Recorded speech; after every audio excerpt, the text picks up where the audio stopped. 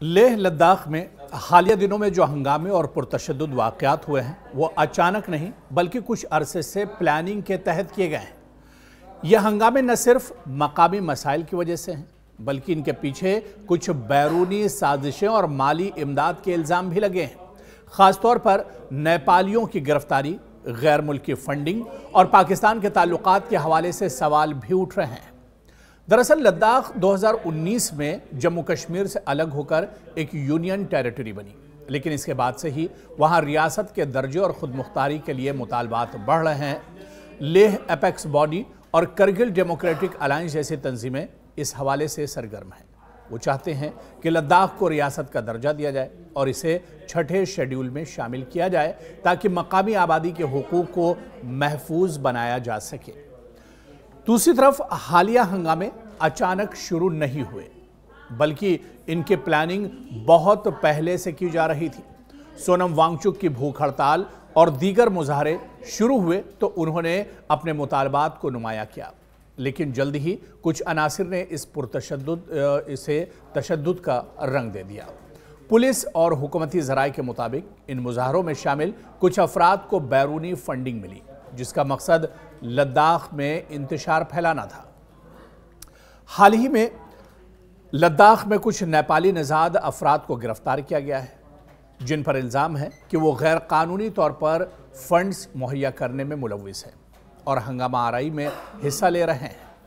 Nepali community की कुछ शाखें लद्दाख में मुतहर्रिक थी और इनकी माली मदद पाकिस्तान और कुछ गैर मुल्की इदारों से भी हो रही थी। यहाँ ये बात अहम है कि पाकिस्तान ने हमेशा लद्दाख और कश्मीर के मामलात में दखल अंदाजी की कोशिश की है और अब ये भी सामने आ रहा है कि इसने वहाँ के कुछ अनासिर को माली और अस्करी मदद भी फराहम की है, जिसके बाद इस तरह का हंगामा हुआ है।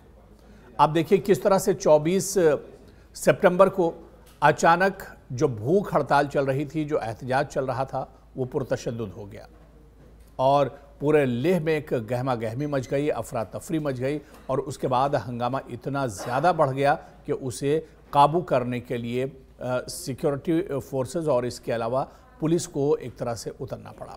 हालात आखिर इतने ज़्यादा क्यों बिगड़ गए और इस पर अब पूरे तौर से जांच पड़ताल की जा रही है और इस जांच पड़ताल में बहुत सी चीज़ें चौंकाने वाली भी निकल कर सामने आ रही हैं।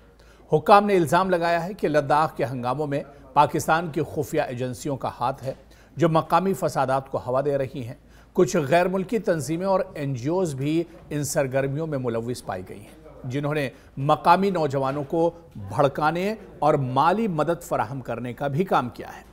ये फंडिंग बराह रास्त या बिलवास्ता पाकिस्तान या इसके हामी ग्रुपों से आ रही है। इसका मकसद मकामी सतह पर इंतशार पैदा करना और कश्मीर के मामले को मजीद पेचीदा बनाना है।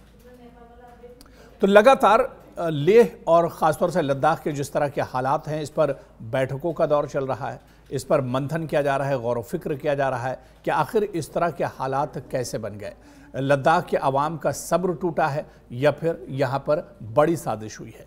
हुक्काम ने सख्ती से कहा है कि ऐसे अनासिर के खिलाफ कोई रियायत नहीं की जाएगी। नेपालियों समेत तमाम गिरफ्तार शुदगान से तहकीकात जारी हैं और बैरूनी फंडिंग के रास्ते भी बंद करने की कोशिश की जा रही है। लेह एपेक्स बॉडी और दीगर सियासी तंजीमों से भी मुज़ाकरात किए जा रहे हैं ताकि पुरअमन तरीके से मसाइल हल हों और मज़ीद तशद्दुद न होने पाए। लद्दाख के मकामी मसाइल की अगर बात की जाए तो लद्दाख के मकामी मसाइल हकीकत में मौजूद हैं, जैसे रियासत का दर्जा यानी स्टेटहुड की अब मांग की जा रही है। साल 2019 में जब रियासत का दर्जा छिना था और यूटी में तब्दील किया गया था, उसके बाद से ही लगातार स्टेटहुड की मांग की जा रही है और इसके अलावा सबसे बड़ी जो मांग है वो खुद मुख्तारी की मांग है। मगर इन मसाइल को सियासत और बैरूनी मुदाखलत के ज़रिए इस्तेमाल किया जा रहा है। नेपाली नज़ाद अनासिर की गिरफ्तारी और गैर मुल्की फंडिंग के इल्ज़ामात इस साजिश का बड़ा हिस्सा है। पाकिस्तान की मुदाखलत भी एक हकीकत है जो कश्मीर के साथ लद्दाख में भी इंतशार फैलाना चाहती है। लद्दाख की सूरत हाल निहायत हसास है। वहाँ के मसाइल का हल सिर्फ मुज़ाकरात, इंसाफ और तरक्की के ज़रिए मुमकिन है। बैरूनी ताकतों की मुदाखलत को रोकना और मकामी आबादी की आवाज़ को सुनना अब एक तरह से सबकी जिम्मेदारी बन गई है। और यहाँ पर हम सब की जिम्मेदारी बनती है कि हक़ाइक़ को हम समझें, इंतशार फैलाने वालों से होशियार रहें और अमन के लिए मिलकर काम किया जाए। तो कहीं ना कहीं जिस तरह के हालात लद्दाख में बने या लेह में जिस तरह के हालात अचानक बने, क्या ये वाकई में अचानक इस तरह के हालात बने या इसकी प्लानिंग बहुत पहले से हो रही थी? बहुत पहले से यहाँ पर एक साजिश रची जा रही थी और वो साजिश अब एक तरह से जो लोग इसके पीछे थे, जो अनासिर इसके पीछे थे, उन्होंने अपनी नापाक हरकतों को अंजाम दिया है। क्योंकि यहाँ पर इस हंगामे में जानी नुकसान भी हुआ है, बड़े पैमाने पर माली नुकसान भी हुआ है और लेह और पूरे लद्दाख की जो सियासी सरगर्मियाँ हैं वो जो उथल पुथल एक तरह से मची हुई है। और यहाँ पर हालांकि अब लगातार कार्रवाई की जा रही है, लगातार गिरफ्तारियों का दौर भी चल रहा है, सच्चाई क्या कुछ है इसे भी सामने लाने की कोशिश की जा रही है। और जिस तरह से अब गिरफ्तारियों का दौर चल रहा है, लोगों से अपील की जा रही है कि किसी तरह के बहकावे में ना आए और अफवाहों पर बिल्कुल ध्यान न दें।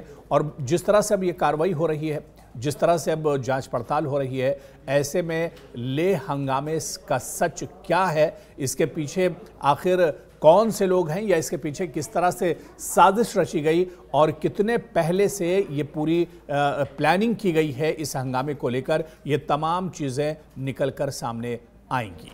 लद्दाख एक ऐसा प्रदेश है, ऐसी यूटी है, यहाँ पर शांति पसंद लोग रहते हैं, शांति प्रिय लोग रहते हैं।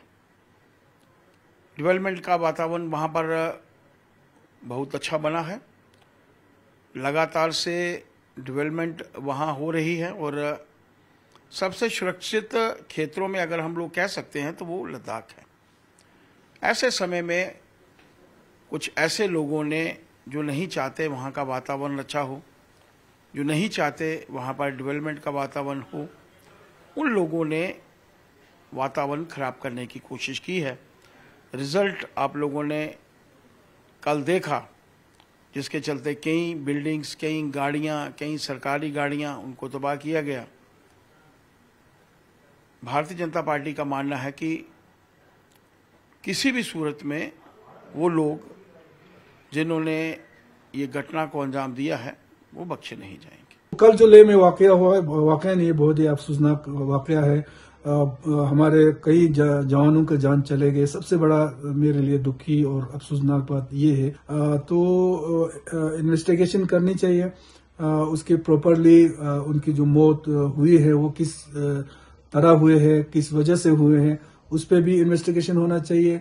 और दूसरा जो हालात कल जो आगजनी और इसका पथराव का हुआ है, हम केडीए और एपेक्स और हम सब कभी भी उन ऐसे चीज़ों को हम सपोर्ट नहीं करते हैं, लेकिन उसमें भी पॉलिटिक्स के बगैर, किसी शख्सियत को टारगेट किए बगैर सही तरीके से इन्वेस्टिगेशन हो।